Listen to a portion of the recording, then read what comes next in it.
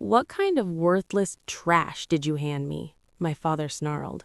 Then he slapped me hard in front of 30 guests, cradling champagne flutes on the night of his 55th birthday, in a house I'd scoured on hands and knees since dawn.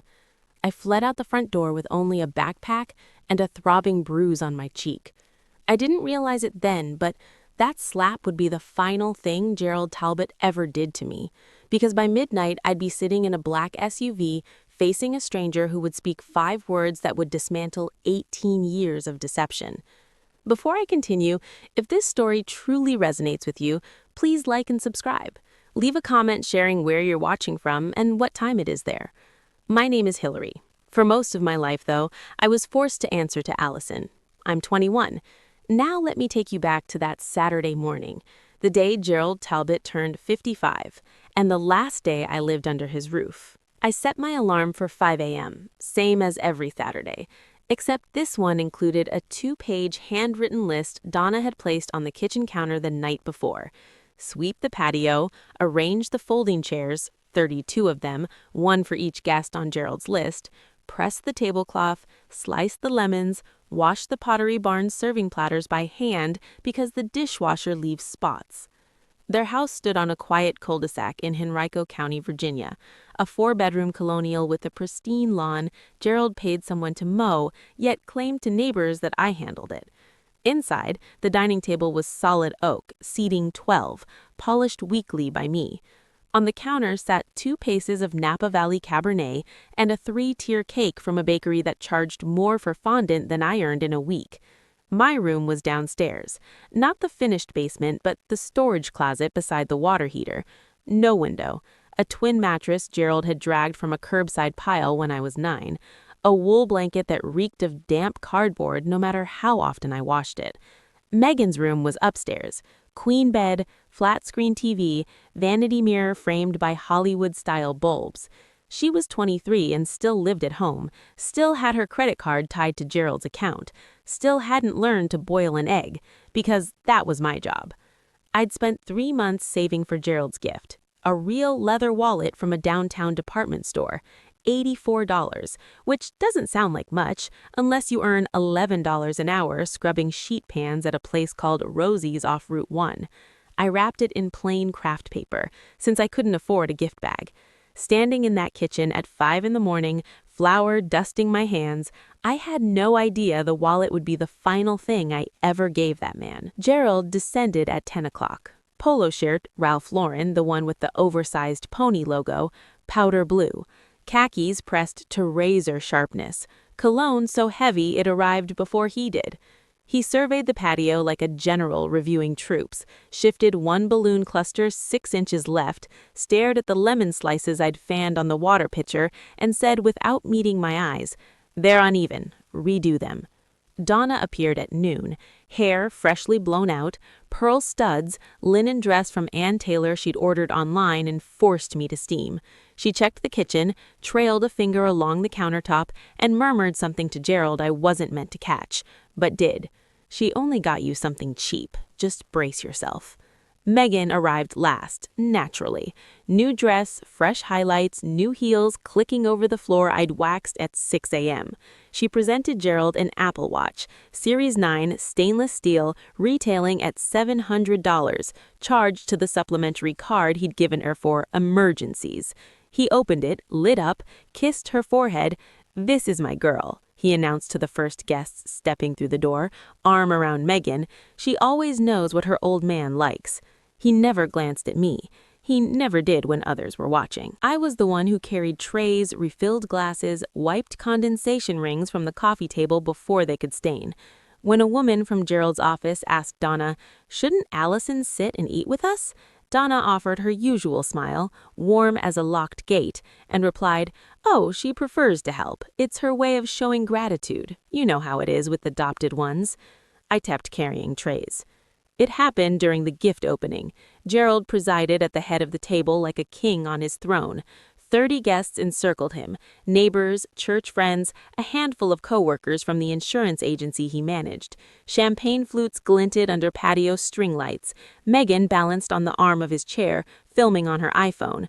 Donna stood behind, hand resting on his shoulder, projecting the picture of a woman who had life perfectly arranged. I stepped forward with the craft paper package. I'd written across the front in my neatest handwriting, "Happy birthday, Allison." Gerald accepted it, held it a moment. For a second, I thought he might actually smile. He sometimes did when no one could accuse him of softening. Then he ripped the paper, extracted the wallet, flipped it open, snapped it shut, and raised it like courtroom evidence. "What kind of worthless junk did you give me?" His voice sliced through the murmur. Conversation died. Forks hovered. Someone placed a glass down with exaggerated care. I tried to explain I saved for 3 months, but he cut me off. 3 months and this is all you got? He rose. The chair scraped the flagstone. Even the dog gets better treats. And then he struck me. Open palm, full force across the left side of my face. The sound was crisp and final, the kind that needs no echo. My head jerked sideways. A champagne flute toppled and shattered on the patio stones. For an instant, that was the only noise on earth. No one stirred. Donna stared at her plate. A man from Gerald's office examined his napkin. Megan bit her lip and kept recording. Only one person rose. Ruth Kessler, the 70-year-old neighbor next door, barely 5 feet tall. "Gerald, that was uncalled for. Stay out of my family business." Ruth sat again, but her eyes never left me. I've never forgotten that look. I stood there tasting blood, the wallet lying discarded between us, and a strange thought surfaced. That slap will be the final thing evidence the lawyers need. I didn't fully grasp it yet. I wouldn't for hours, but something inside me had already begun to tally. I didn't return to the party. I went to the storage closet, lifted the faded Navy Jansport backpack from its nail on the wall, fraying zipper, the one item that had stayed with me since high school, and packed what little I owned. 2 shirts, 1 pair of non-ripped jeans, a toothbrush, a phone charger, the envelope I'd discovered in a discarded box last spring, stamped with a state seal I didn't yet comprehend, and from a shoebox hidden under my mattress, $340 in cash, mostly 1s and 5s, tip money from Rosie's I'd stashed because Gerald monitored my bank account. $340, a backpack, a bruise already purpling on my cheek. That was everything I possessed in the world.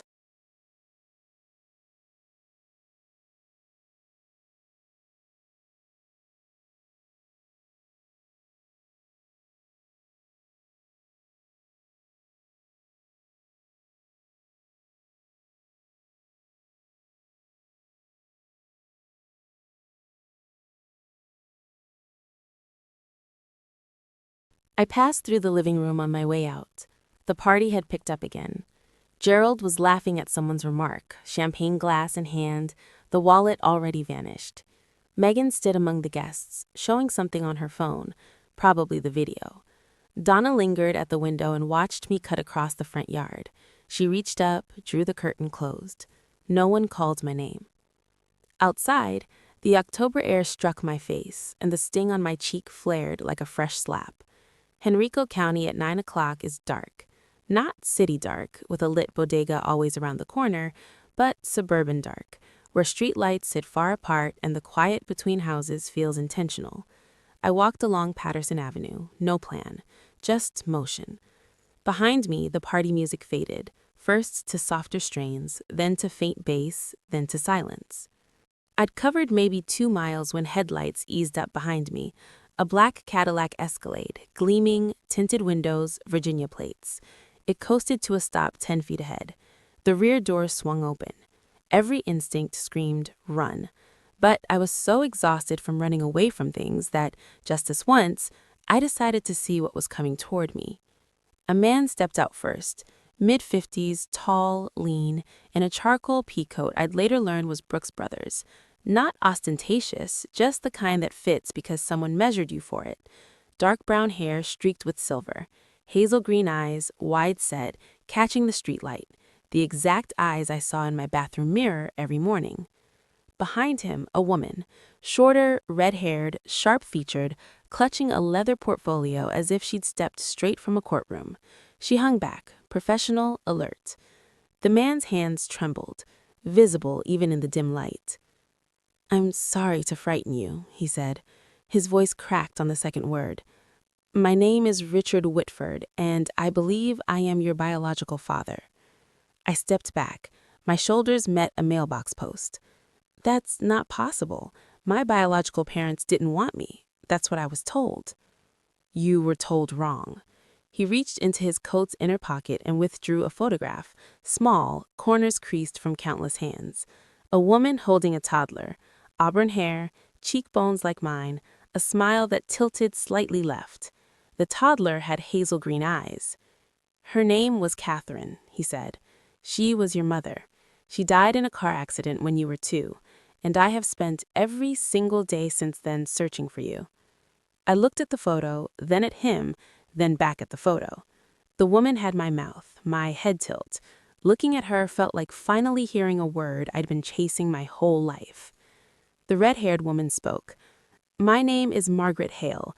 I'm Mr. Whitford's attorney, specializing in family law. We're not here to take you anywhere you don't wish to go.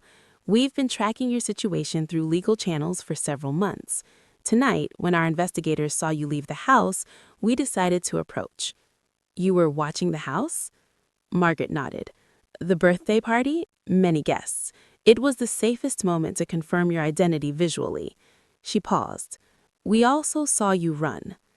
I touched my cheek without meaning to. The bruise throbbed under my fingers. Richard Whitford stared at the mark on my face, and something behind his eyes shattered quietly. We sat in the back of the Escalade, Richard on one side, me on the other, Margaret up front with her portfolio open. The engine hummed, heat on low. It was the warmest I'd felt all night. Richard told the story like a man who'd rehearsed it for 18 years and still wasn't prepared. Catherine died on I-64 eastbound, a Tuesday morning in March. A delivery truck crossed the median. She was killed instantly. Richard had been in the passenger seat, shattered pelvis, collapsed lung, 4 months in the hospital. Hillary, you, were at home with a neighbor, while I was in the ICU. Child Protective Services placed you in emergency foster care, standard procedure when no parent is immediately available. I understood that part. What I didn't understand was the rest. When I got out and tried to bring you home, they told me I couldn't. A social worker named Leonard Grubb handled the case. Grubb told Family Court that I had signed a voluntary relinquishment of parental rights, a document permanently surrendering custody. He presented a signed form. The court approved the adoption. "I never signed anything," Richard said. "I was on a ventilator. I couldn't hold a pen, let alone read a legal document. But the court had a piece of paper with my name on it, and that was enough." By the time he hired a lawyer to challenge the ruling, the adoption was final. The file was sealed. His daughter had a new name, a new family, a new life somewhere in Virginia he wasn't permitted to know. "So I hired investigators," he said, "year after year. It doesn't matter what I spent. I would have spent everything." His voice held steady on the money. It wavered on the word everything. "Leonard Grubb," I said. "How much did they pay him?" Richard glanced at Margaret. She closed her portfolio. "That's what we intend to prove in court," she said. The SUV remained parked on Patterson Avenue, hazard lights blinking amber into the darkness. I sat with my backpack on my lap, gripping the straps like a child on the first day of school, and told them about the envelope. Last spring, Gerald decided Megan needed a yoga studio in the house. That meant clearing my storage closet room, moving my things to an even smaller corner by the furnace. He dumped most of my belongings in a garbage bag and left it at the curb. I went through the bag before the trash truck arrived, because that's what you do when nothing you own is safe. You check, you save what you can. At the bottom of a water-damaged cardboard box, beneath old record cards and a Ziploc bag of baby clothes, I found a manila envelope, official-looking. The return address bore a seal and the words, "Virginia Department of Social Services."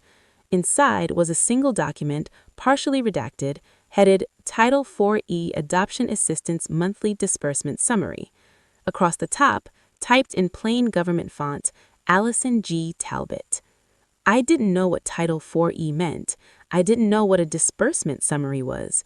But I knew my name appeared on a government paper Gerald had never shown me. So I folded it and tucked it into my backpack. I'd carried it for 6 months without understanding why. I pulled it out now and handed it to Margaret. She unfolded it under the dome light. I watched her expression shift, not dramatically, but the way a poker player's face changes when the river card turns. "This is the adoption subsidy record," she said. "The state of Virginia has been paying Gerald and Donna Talbot approximately $810 per month for your care and maintenance for 18 years. She looked at me. "That's roughly $175,000.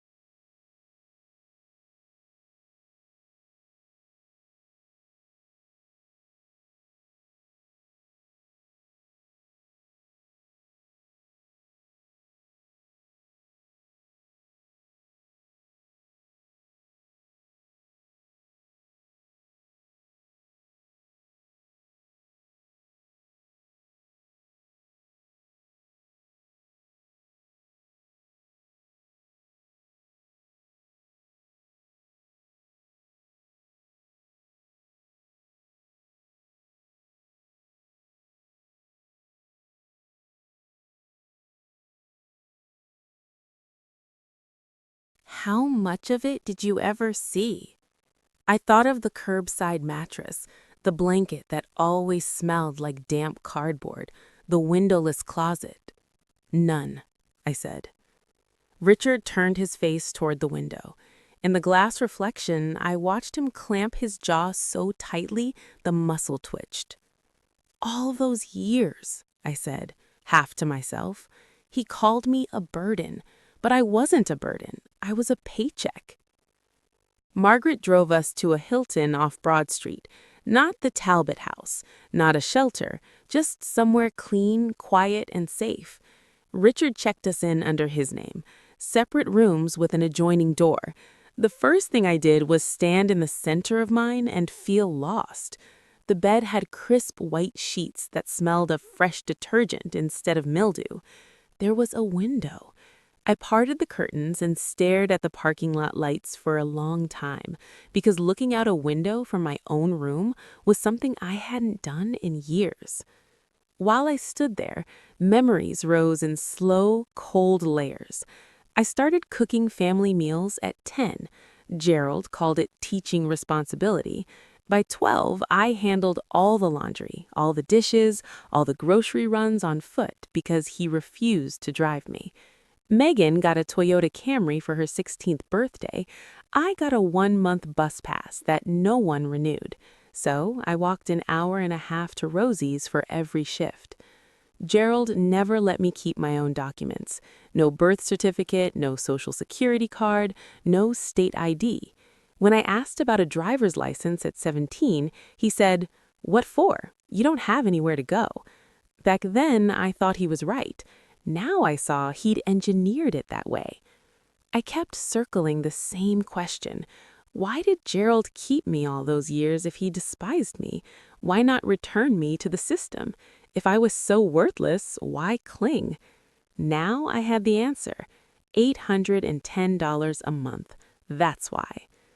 Have you ever known someone who hated you, yet refused to let you go? Someone who treated you like trash, but gripped you like treasure?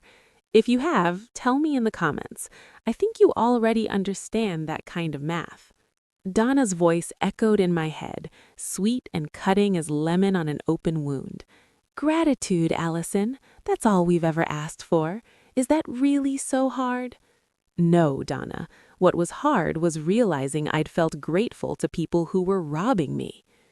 Let me step back 2 weeks, before the party, before the slap, before any of this. Because the truth is, Gerald had already revealed himself. I just hadn't found the words for it yet. It was a Tuesday evening. He summoned me to his home office, the room no one entered without invitation. Mahogany desk, leather wingback chair, shelves of hardcover books he'd never read, arranged by color.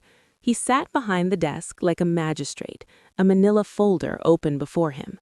"Sit down," he said. "Not have a seat. Sit down."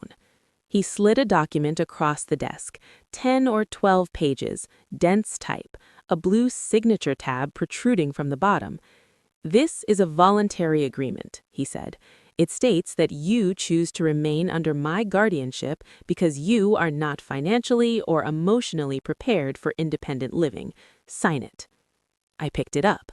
Most of the language was impenetrable legalese, whereas the dependent acknowledges that independent living presents undue financial and psychological risk. But one clause on page 4 I understood clearly. The agreement authorized Gerald to continue managing all state and federal benefits tied to my dependent care. He wanted me to sign over my subsidy again, this time voluntarily, with my adult signature, so he could keep collecting even after I aged out. "Why do I need to sign this?" I asked. His expression stayed flat. "Without this, you're on the street. No degree, no savings, no ID. So you're going to sign it, and you're going to sign it before my birthday. Consider it your gift to me." I didn't sign. I asked for more time. Gerald said nothing. He simply closed the folder and returned it to the desk drawer, slowly, the way you secure a loaded firearm.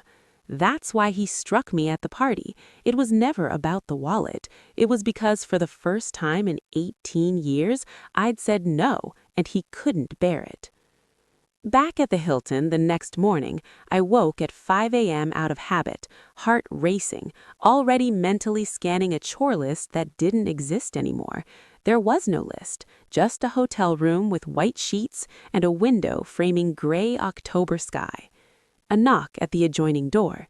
Richard, already dressed, holding 2 lobby coffees. He set one on the desk and took the chair across the room, not too close, not too far, just there, as if he feared any sudden movement might make me vanish again. Margaret arrived at 8 with a garment bag. Inside, new jeans and a cream cashmere sweater still tagged. "Something clean to wear," she said, practical as ever. I carried them into the bathroom, changed, and studied myself in the mirror for a long time. It was the first time in my life I wore clothes no one else had worn before. When I stepped out, Richard's eyes rimmed red, but he didn't cry. He only nodded and said, "Catherine had that same look, like she was deciding whether to trust the mirror." I sat on the bed's edge and spoke what kept me awake all night. "I need proof. Not the photo, not the story. I need a DNA test. If you're who you say you are, the science will confirm it. And if you're not, I need to know that too." Richard didn't hesitate. "Of course." Margaret had already located an AABB-accredited lab in Richmond. We could go today. No defensiveness, no offense, no guilt trip. Just, of course. I'd spent 21 years in a house where asking a question felt like an assault. Here was a man who treated questions like the most ordinary thing in the world. "I've spent my whole life doing what I was told. If I'm going to trust you, it'll be because I choose to, not because I have nowhere else to go." Richard set his coffee down. "That's exactly how it should be." The lab was a plain brick building off Carey Street, clean, clinical, fluorescent lit. A technician in scrubs swabbed the inside of my cheek, then Richard's. He labeled the vials and said results would take 3 to 5 business days. 5 days. I'd waited 21 years to know who I was. 5 more felt like holding my breath underwater. While we waited, Richard brought things to the hotel. Not gifts, not the transactional kind Gerald used, laced with strings, but fragments. A photo album. Catherine pregnant, laughing on a porch swing with one hand on her belly. Catherine cradling a newborn in a pink hat. Richard and Catherine and the baby posed in front of a brick bungalow in Richmond's Fan District, red door gleaming. The baby already had hazel green eyes.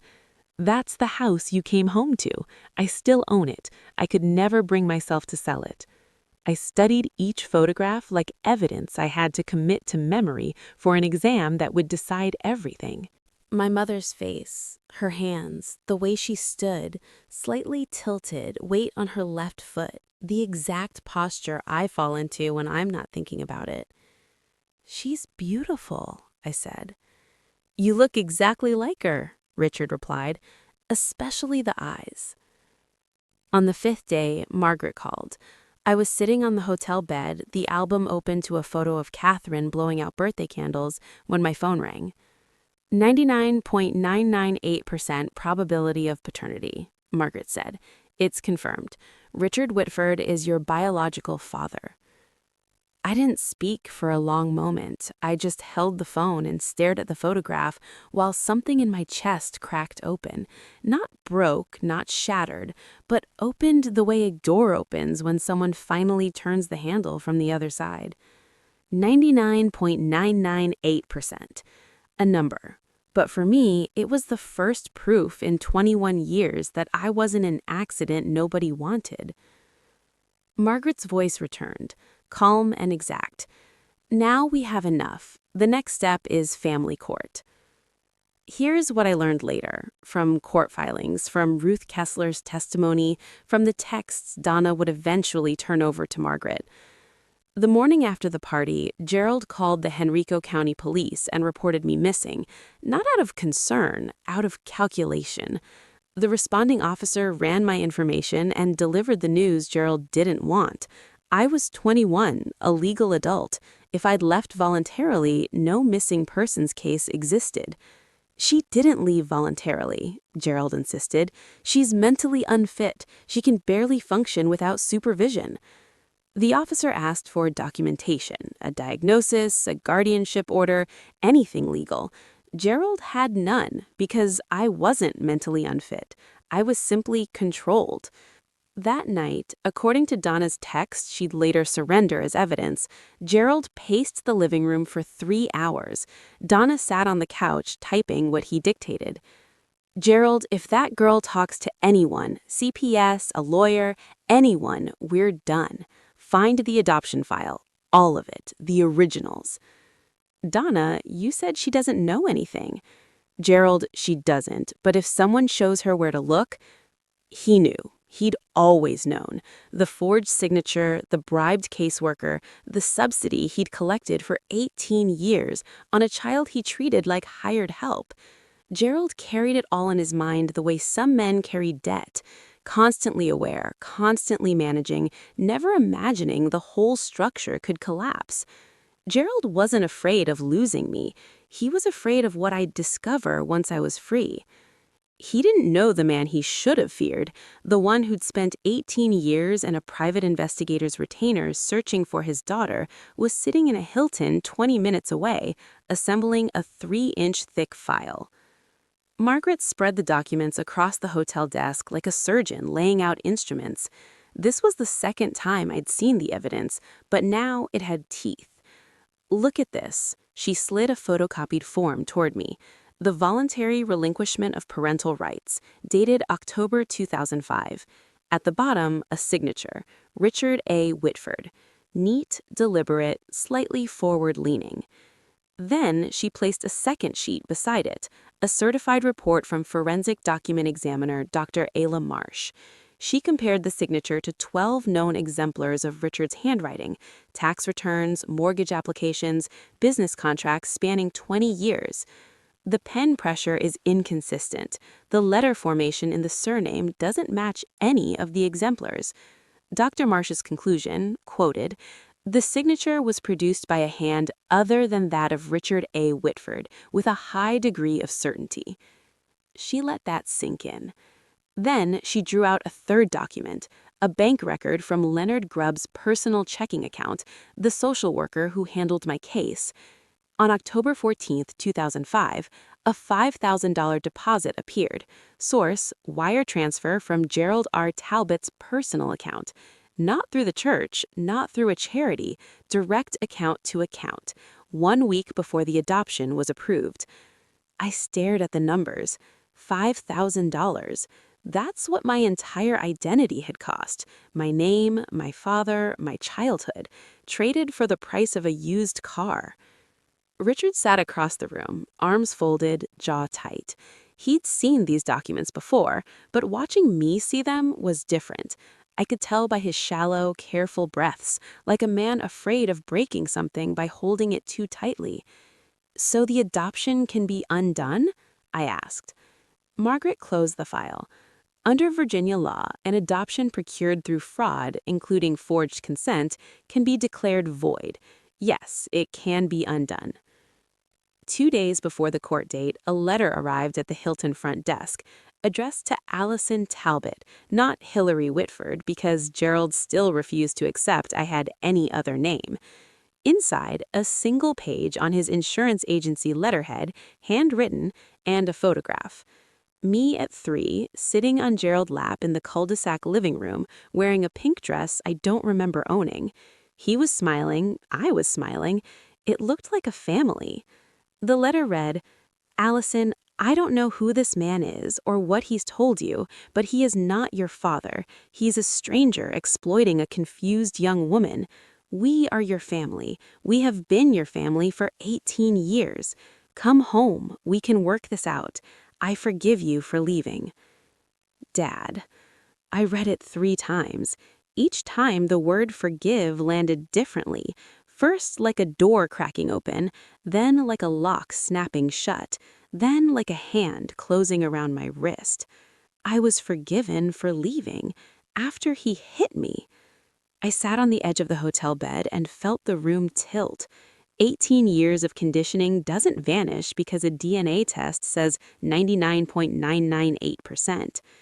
Somewhere inside, a childhood voice whispered, "What if Gerald's right? What if this is all a trick? What if Richard just wants something from you, too?" I looked at Richard, reading quietly by the window, and asked, "How do I know you're not the same as him? How do I know you won't just use me for something else?" He set the book down. He didn't look hurt. He looked like a man who understood precisely why I asked. "You don't, not yet, and I'm not going to try to convince you with words. Words are cheap. The DNA doesn't lie. The documents don't lie. The court will decide what's true. All I'm asking is that you let the evidence speak." He picked up his book again and returned to reading. That, not pushing, giving me space, was what unnerved me most because it was so unlike anything I'd ever known. That night, I couldn't sleep, so I did what I always did when the world stopped making sense. I looked at the evidence. I took the Title IV-E envelope from my backpack and placed it on the desk beside Gerald's letter. 2 documents, one from the state of Virginia confirming Gerald received $810 a month to care for me, one from Gerald claiming he was my family. If Gerald loved me, why did I sleep in a storage closet? If Gerald loved me, why didn't I have a birth certificate, a social security card, a single piece of identification bearing my name? If Gerald loved me, why was the guardianship extension he tried to force me to sign designed to keep the subsidy flowing, not to keep me safe? The answer had always been in the math. Gerald didn't love me. Gerald invoiced me. I called Margaret at 11 p.m. She answered on the second ring, which told me she'd been waiting for this call. "I'm going to court," I said. "Not because I fully trust Richard, not yet, but because I deserve to know the truth. I've earned that." "That's all we need," she replied. The next afternoon, Derek Simmons arrived at the hotel. Mid-40s, square-jawed, serious, a social worker with the Virginia Department of Social Services assigned to review Richard's petition. He asked about my living conditions growing up. I told him about the closet, the endless chores, the missing documents, the isolation. He noted everything in a small notebook. When I finished, he didn't say, "I'm sorry," or "that must have been hard." He said, "What you're describing, if corroborated by the records, constitutes neglect. The financial aspect constitutes exploitation of adoption assistance funds." Then, more quietly, This isn't just about your adoption being fraudulent, Miss Whitford. This is about a system that was supposed to protect you and didn't. I told myself as Derek left, I'm not choosing Richard over Gerald. I'm choosing the truth over the lie I've lived. I didn't witness the next part directly. It emerged later, piece by piece, through Donna's testimony and the texts she surrendered. But I'll tell it as it happened, because you need to understand who Gerald believed he was facing in that courtroom. The night before the hearing, Gerald sat at the dining room table, the same solid oak I'd polished weekly for 18 years, and rehearsed his testimony with his lawyer. Not Margaret's caliber, a general practitioner from a strip mall office who billed by the half hour and had never handled an adoption fraud case. I have all the paperwork, Gerald said, signed, sealed, stamped by the court. I've been a member of First Baptist for 22 years. I coach Little League. Everyone in this community knows who I am. Donna, seated across from him, ventured, "What about the subsidy envelope? What if they ask about the money?" Gerald didn't look up. "Nobody audits that. We're fine." Megan drifted through on her way to the kitchen, voice bored and incurious, the tone of someone whose worst problem was sluggish Wi-Fi. "If Allison doesn't come back, can I turn her room into a walk-in closet?" Gerald ignored her too. He was already drafting his opening statement in his mind, the one where he'd stand before a judge and explain what a generous, God-fearing man he was for taking in a child no one else wanted. He didn't know the judge would be looking at a 3-inch file of forged signatures, bribery records, and a forensic examiner's report. He didn't know the girl he'd trained to stay silent had finally found her voice. He didn't know the man across the aisle was the father whose name someone had forged 18 years earlier. Gerald walked into that courtroom like a man who had never lost. He was about to learn what losing felt like. The morning of the hearing, Margaret transformed the hotel conference room into a war room. She'd reserved a table for 6 and covered it with 5 stacks of documents, each flagged with colored tabs.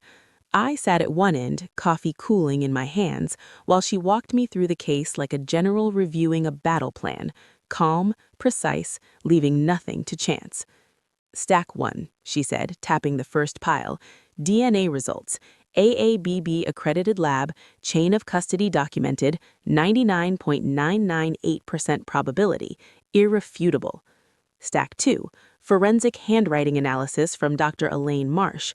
The signature on the relinquishment form is not Richard's. Her report is 46 pages, but the conclusion fits in one sentence. Stack 3, financial records obtained through our petition to the Virginia Department of Social Services.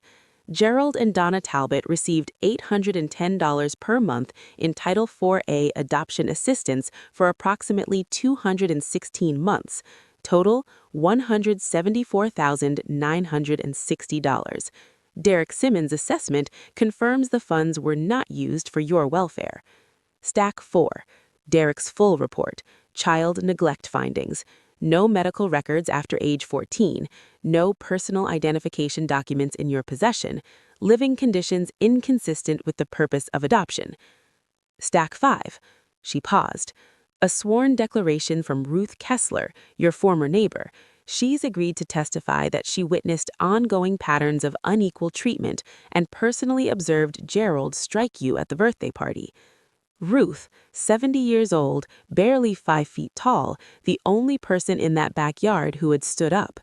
I hadn't spoken to her since that night, but she'd spoken to Margaret without hesitation. "Do I have to say anything in court?" I asked.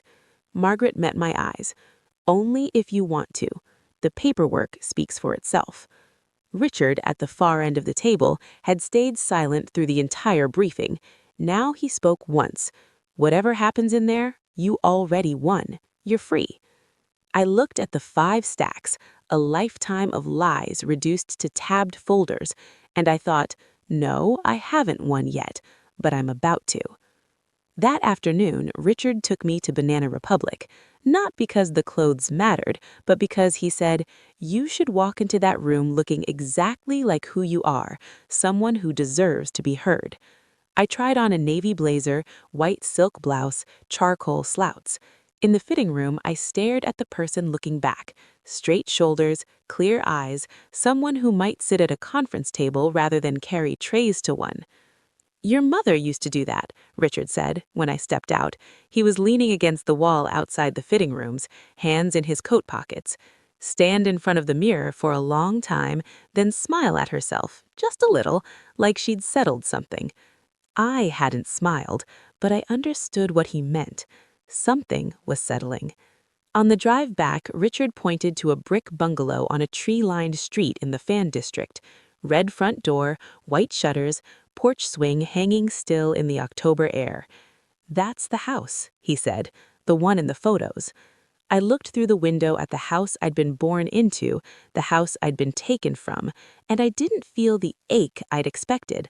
I felt something quieter, a recognition that lives in the body rather than the mind.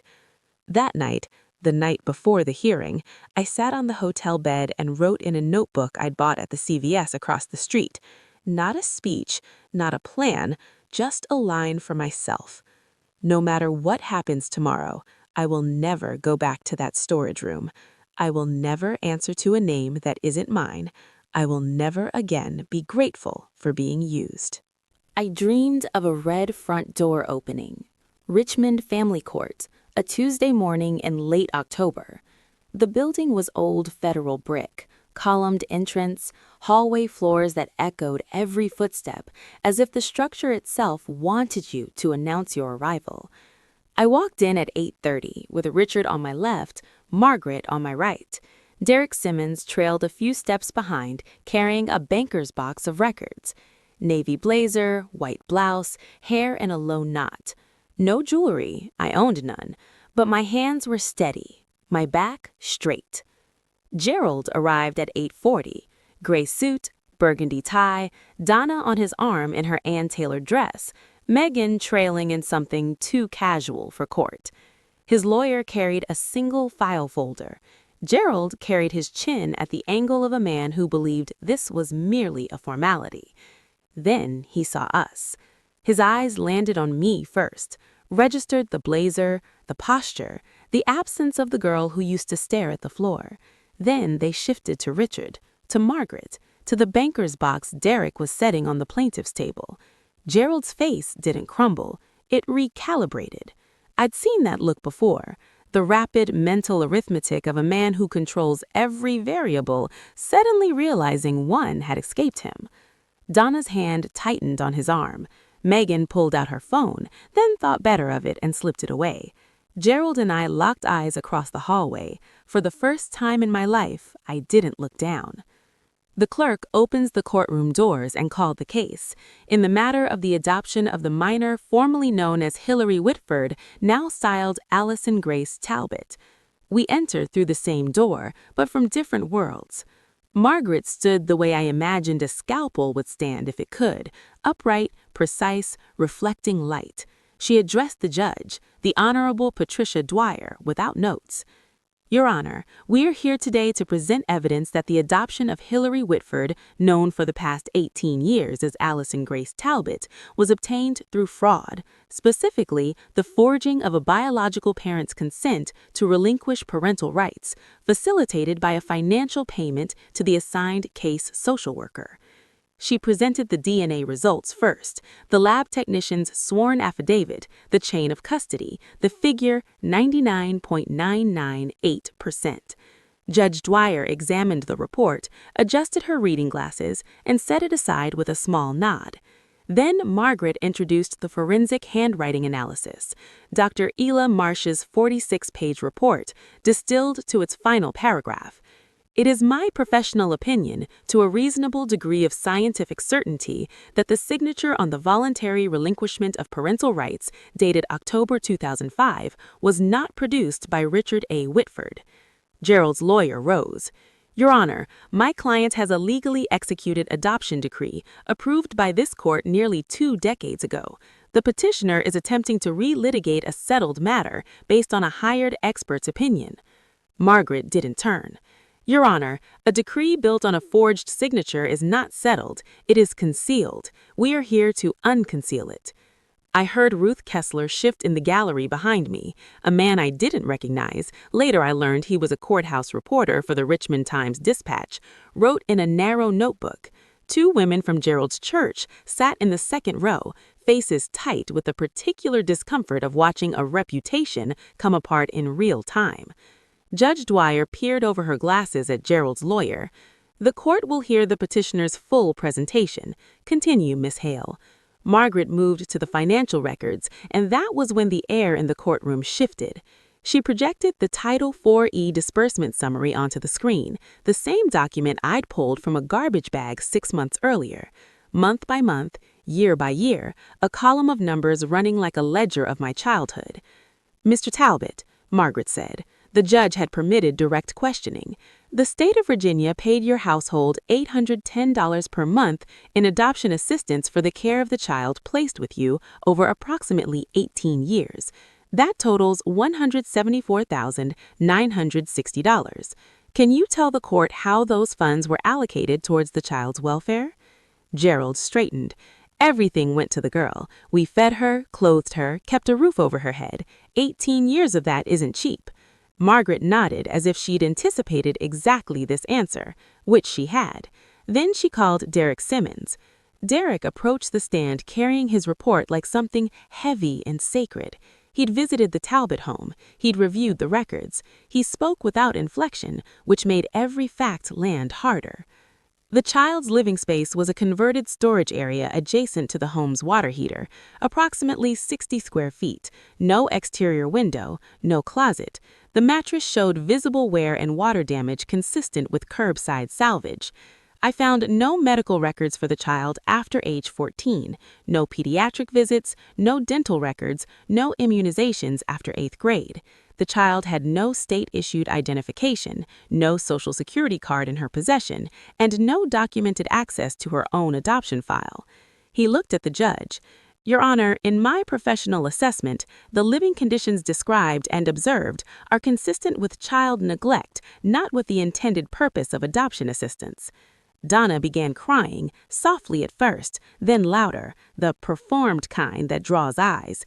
Gerald squeezed her hand and set his jaw, projecting the image of a husband shielding a fragile wife from unfair accusations. But Ruth Kessler was next. She took the stand in a navy cardigan and sensible flats. She didn't perform anything. I've lived next to that family for 12 years. I watched that girl mow their lawn, wash their cars, hang laundry in the backyard while the other daughter, the biological one, sunbathed on a lounge chair. I never once saw Allison, Hillary, sit at their dinner table when guests were present. And on the night of Mr. Talbot's birthday, I watched him strike her across the face in front of 30 people because he gave him a gift he thought was beneath him. The courtroom went quiet in the way a room does when everyone is recalculating what they thought they knew. Margaret waited for Ruth to step down, then turned back to Gerald. Mr. Talbot, do you know a man named Leonard Grubb? Gerald didn't blink. No. Margaret produced a photograph printed on glossy stock, date-stamped in the corner. 2 men standing at a folding table at an outdoor event. One was Gerald, 10 years younger, polo shirt, paper plate in hand. The other was a thin man with glasses and a Virginia DSS lanyard around his neck. This was taken at the First Baptist Church community picnic in June 2004, 1 year before the adoption was finalized. The man beside you is Leonard Grubb, the social worker assigned to Hillary Whitford's case. Do you still maintain you don't know him? Gerald's jaw worked. I may have met him in passing. Church events are large. I don't remember every face. You remember well enough to send him $5,000. Margaret placed the bank statement on the projector. Gerald's personal checking account, October 14th, 2005. Wire transfer. Leonard M. Grubb. Can you explain this payment? Gerald's voice rose, defensive. It was a donation for the church's. It was a community contribution routed from your personal account directly to Mr. Grubb's personal account, Margaret interrupted calmly, not the church's account. Gerald turned to his lawyer, who was staring at the table with the intensity of a man hoping to discover an escape hatch there. No objection came. I gave that girl everything, Gerald said, his voice cracked upward, sharp as a slap. He was standing now, one hand flat on the table. 18 years, a home, food, and this is the thanks I get? Some con man shows up and suddenly I'm the villain? Mr. Talbot, Judge Dwyer's voice was low and final. Sit down, now. He sat, but the room had already heard it, the mask cracking, the entitlements spilling out. In the gallery, the churchwomen stared at their laps. The courthouse reporter's pen moved faster. Margaret turned to the judge with the composure of someone who had just watched her opponent hand her the victory. Your Honor, we'd like the court to note Mr. Talbot's characterization of his parental role as something he gave and expects repayment for. That is not parenting, that is a transaction. Margaret looked at me. I'd told her the night before, I want to speak. Not because the case needed it, the documents were enough, but because I'd been silent for 21 years, and some things need to be said by the person who lived them. Your Honor, the petitioner's daughter would like to address the court, if permitted. Judge Dwyer nodded.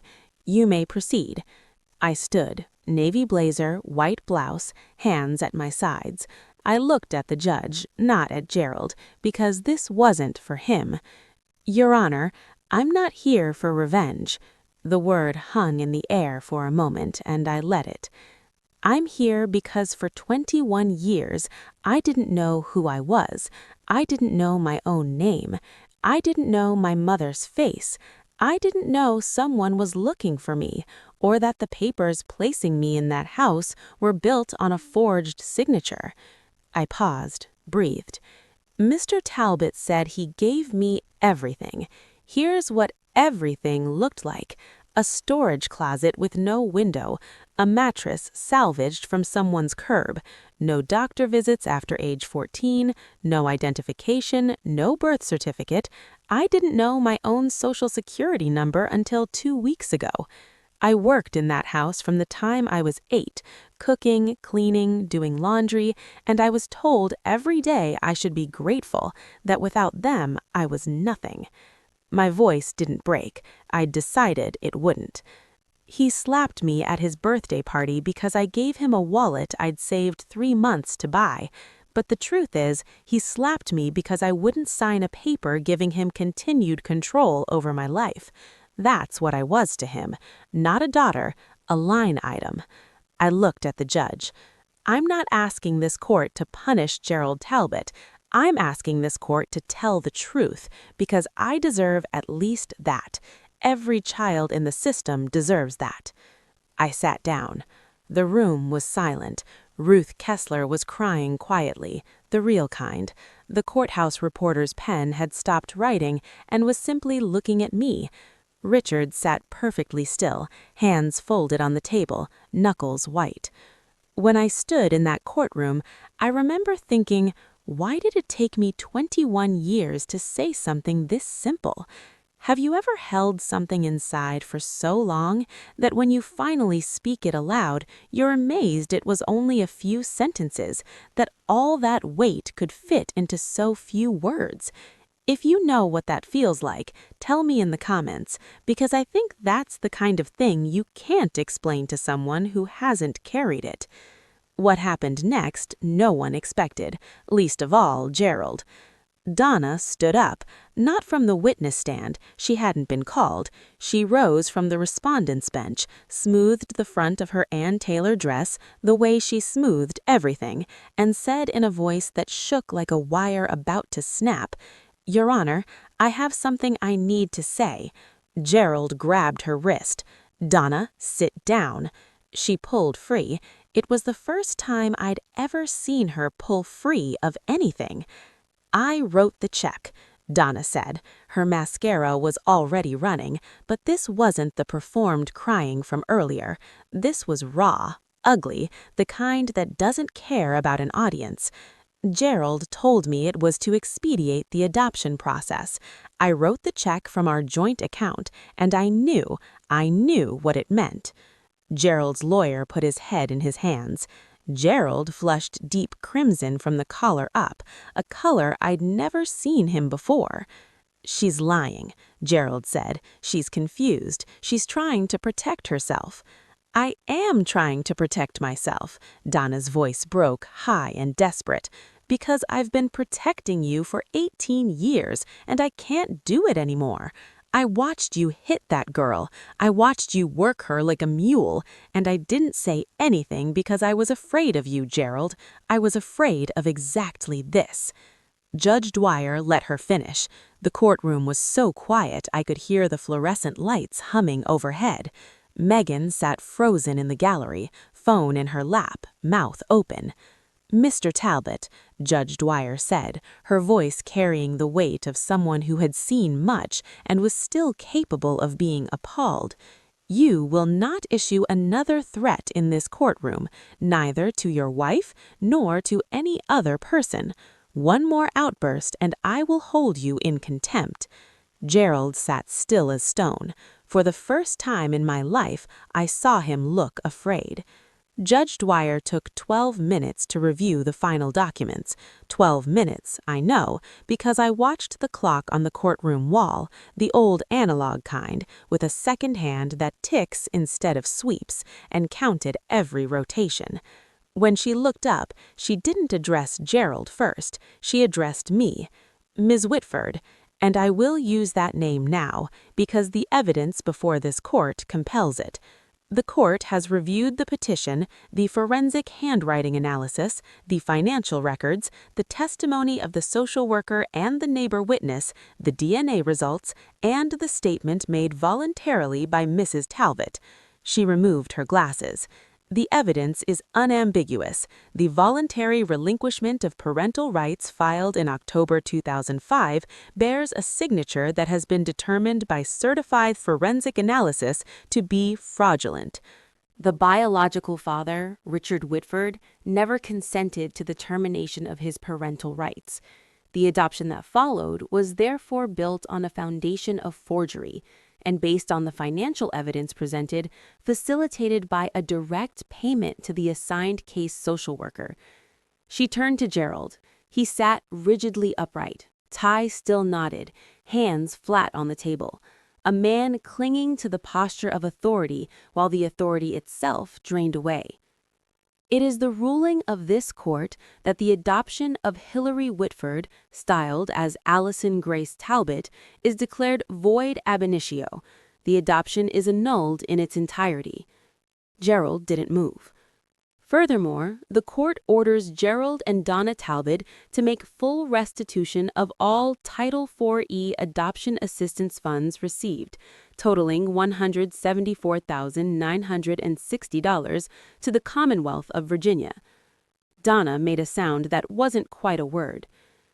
Finally, this court is referring the matter to the Henrico County District Attorney's Office for investigation of potential criminal charges, including but not limited to forgery in violation of Virginia Code Section 18.2-172, fraud in connection with public assistance, and child neglect under Section 18.371.1. The judge set down her papers. The child's legal name is restored to Hillary Whitford, effective immediately. Court is adjourned. The gavel came down, and the sound of it, that single wooden knock, was the loudest thing I'd ever heard in my life. Louder than the slap, louder than 18 years of silence. It sounded like a lock opening. In the gallery, Ruth Kessler pressed both hands to her mouth. The churchwomen were already standing, gathering their purses, avoiding each other's eyes.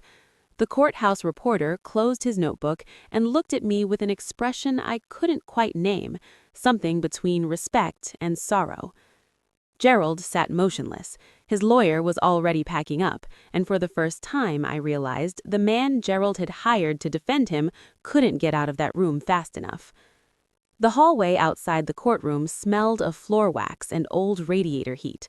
I was walking toward the exit with Richard on one side and Margaret on the other when I heard the heels. Fast, uneven, the sound of someone not used to hurrying in shoes that weren't built for it. "Wait." Megan.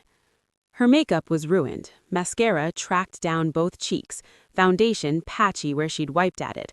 She looked smaller than I'd ever seen her, which was strange because she'd always taken up so much space.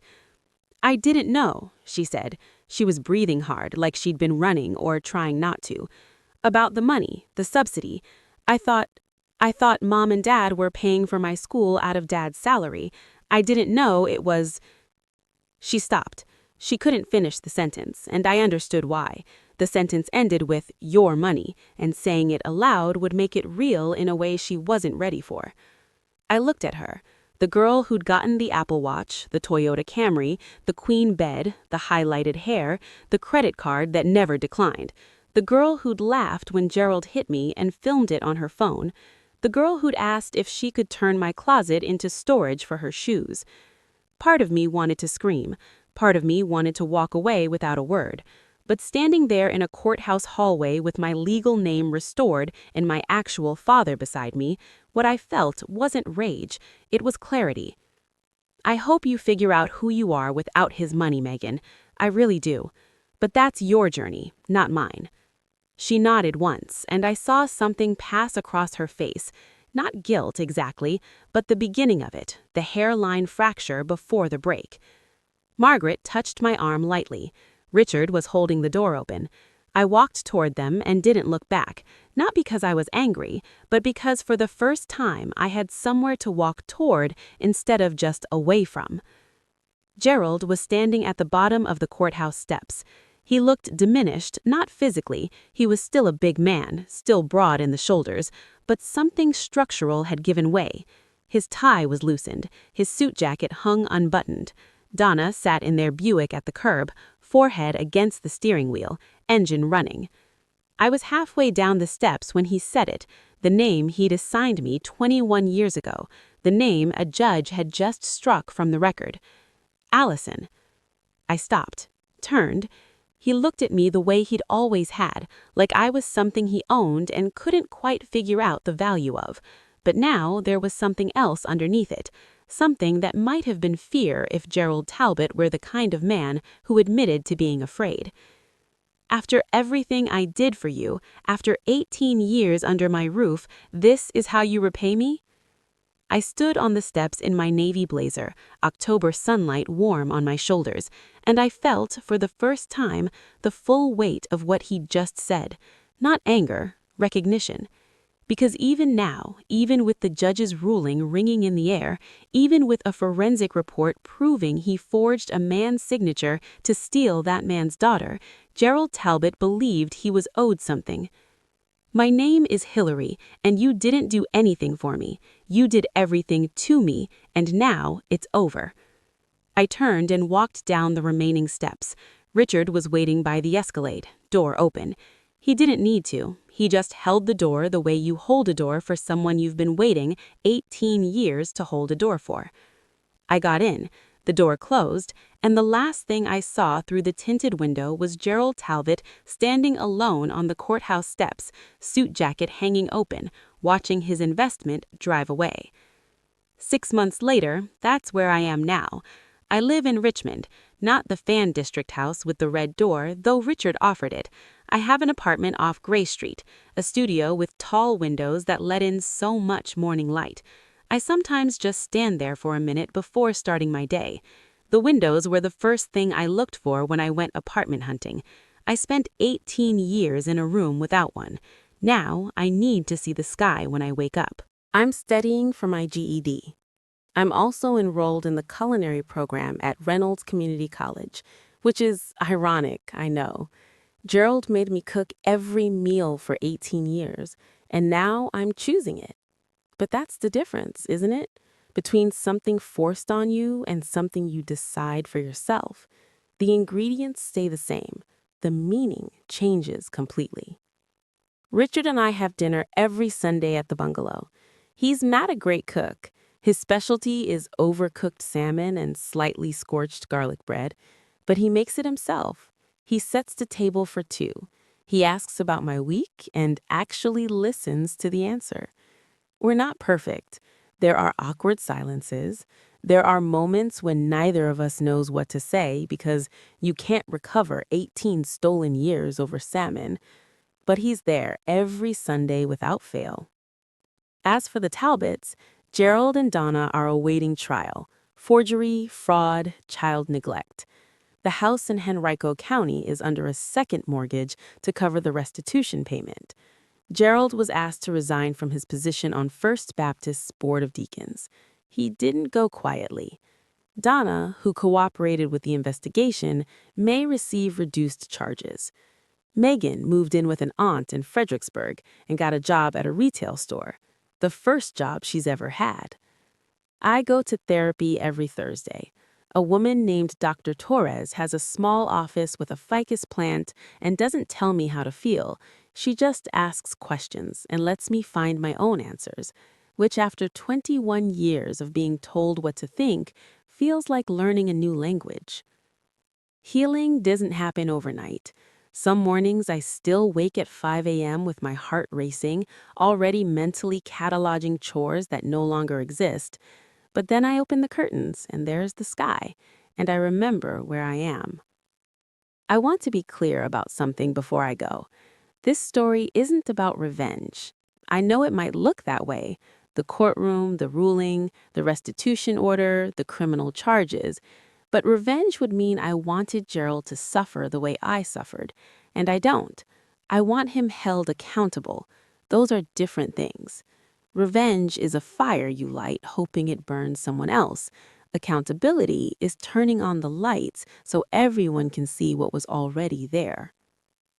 If you're in a family where you're tolerated instead of loved, where your presence is endured rather than valued, where you've been taught that gratitude means silence and obedience means survival, I want you to hear this.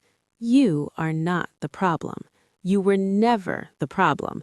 The people who made you feel like a burden were carrying their own debts, and they put the weight on you because you were small enough to accept it. You deserve to know your own name. Family isn't paperwork. It isn't a court decree or an adoption file or a signature forged or otherwise. Family is the person who sits with you while you learn to trust again. The person who says, of course, when you ask for proof instead of faith. The person who holds the door and doesn't ask you to be grateful for it. Last Sunday, Richard and I sat on the porch of the bungalow on the Fan District Street, the one with the red door. He was drinking coffee, I was reading. Neither of us was talking, and it was the most comfortable silence I've ever known. At one point, he looked over and said, "I'm glad you're here." And I said, "Me too." My name is Hillary Whitford, and for the first time in my life, I know exactly who I am. Thank you for staying until the end. If this story made you feel something, anger, relief, recognition, or just the quiet understanding that you've been in a room like that too, write it in the comments. I read everyone. And if you want to hear what happened to a woman whose in-laws threw her out of the house on Christmas Eve, that story's in the description below. Click it. I promise you won't regret it. Until next time, take care of yourselves. And if someone's still telling you that you should be grateful for being mistreated, you have permission to stop listening.